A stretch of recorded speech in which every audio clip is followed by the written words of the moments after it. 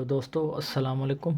उम्मीद है आप सब ठीक होंगे। आज का जो हमारा लेक्चर वो लेक्चर नंबर 27 है, ठीक। और ये मेरा कॉन्टैक्ट नंबर है। अगर किसी को कोई क्वेश्चन वगैरह हो, कोई पास्ट पेपर्स चाहिए होते हैं या कोई पूछना होता है तो आप यहाँ पे मुझे जो है वो मैसेज कर सकते हैं। आज का जो हमारे पास सबसे पहले MCQ है, the pigments containing bodies which are bounded by the membranes called, यानी कि मेम्ब्रेन बाउंडेड बॉडी है और उनके अंदर कोई पिगमेंट कंटेनिंग बॉडी है तो उनको क्या कहा जाता है। तो ये क्या होती हैं, प्लास्टिड्स होती हैं जिनको ग्रीन पिगमेंट कहा जाता है और डबल मेम्ब्रेन होती हैं। और इनके अंदर यानी कि क्या होती हैं, क्लोरोप्लास्ट के अंदर फिर क्या होते हैं, क्लोरोफिल होते हैं, ठीक है, जो लाइट एब्जॉर्बिंग जो है वो पिगमेंट्स होते हैं। तो ये इनका सही आंसर है। उसके बाद हमारे पास है कि ribosomes are synthesised part of the cell called.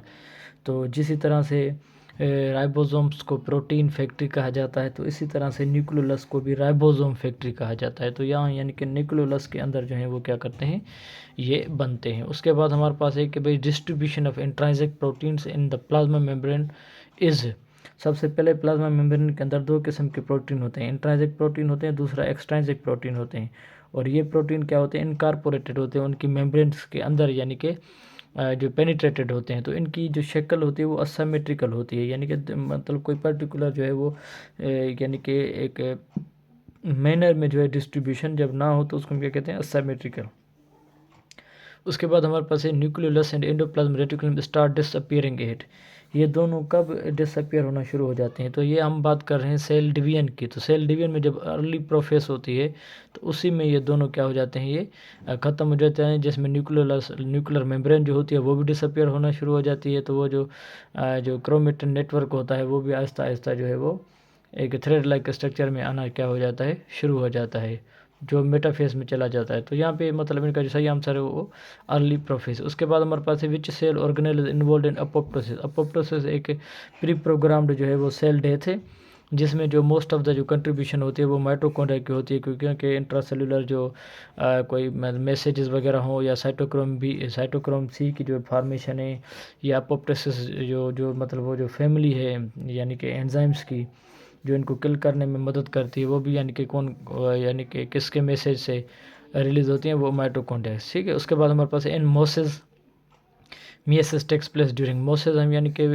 Lower type of plants हैं जो जब ब्रायोफाइटा की क्लासेस में आते हैं, यानी कि हमारे पास हेपाटिक टोकोप्सिडा हैं, एंथोसरोटी है या दूसरे कुछ और हैं हमारे पास मोसिस। तो ये भी उनकी एक क्लास है जिसमें जो ओनली क्या होती है, जब स्पोर फॉर्मेशन होती है तो क्या होती है, मियोसिस होती है। उसके बाद हमारे पास है कि where does spindle fibres attach during metaphase. जब मेटाफेज में जब क्रोमोसोम के साथ स्पिंडल फाइबर अटैच होते हैं तो वो कौन सा रीजन होता है, ये होता है काइनेटोकोर, यानी कि जहाँ पे मतलब सेंट्रोमियर होती है तो उनके करीब यानी कि डिस्क लाइक एक प्रोटीन होती है, तो जहाँ से यानी कि स्पिंडल फाइबर क्या करते हैं, अटैच करते हैं। उसके बाद हमारे पास the function of centrosome is centro means central body, soma means centro means centre, soma means body, यानी कि central body found near to the nucleus, यानी कि इसको क्या कहा जाता है, सेंट्रोसोम कहा जाता है। तो ये क्या करते हैं, जब सेल डिवीजन होती है तो उसके दौरान स्पिंडल फाइबर की क्या करते हैं, फॉर्मेशन करते हैं और वही जाकर यानी कि क्रोमोसोम्स के साथ अटैच हो जाते हैं।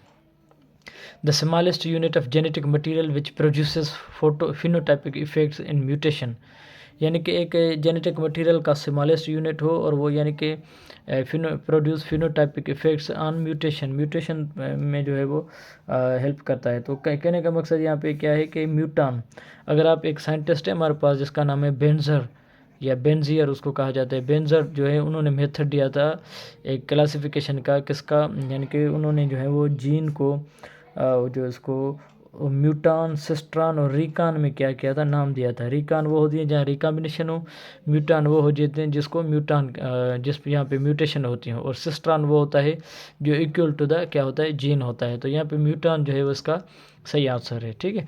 उसके बाद हमारे पास है DNA synthesis takes place during, DNA की सिंथेसिस कब होती है, डीएनए इनके अंदर जब सबसे पहले सेल साइकिल होती है, उसका जो होता है एक इंटरफेस होता है, दूसरा एम फेस होता है। तो इंटरफेस में फिर G1 फेस होते हैं, एस फेस होता है, G2 फेस होता है। तो एस फेस वो फेस होता है जहाँ पे क्या होती है, डीएनए की क्या होती है, रिप्लिकेशन होती है। तो इसको क्या, इसका जो सही आंसर है क्या है, वो एस फेस है, ठीक है। तो आज के लिए काफ़ी है। नेक्स्ट लेक्चर में आपके साथ हाजिर होंगे, तो हमें याद रखिएगा। शुक्रिया।